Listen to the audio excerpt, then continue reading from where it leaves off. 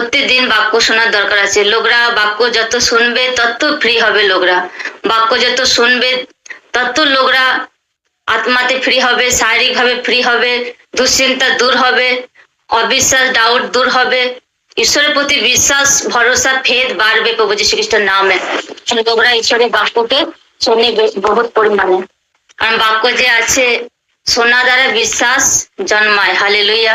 যখন কোনো ব্যক্তি জীবিত ঈশ্বরকে জানতে পারে, ফার্স্ট সে ব্যক্তি শোনে, কারো মাধ্যমে তার মুখ দ্বারা শোনে, কেউ হ্যান্ডবিল দ্বারা দেখে, কেউ ইউটিউব দ্বারা দেখে, কেউ ফেসবুক দ্বারা দেখে।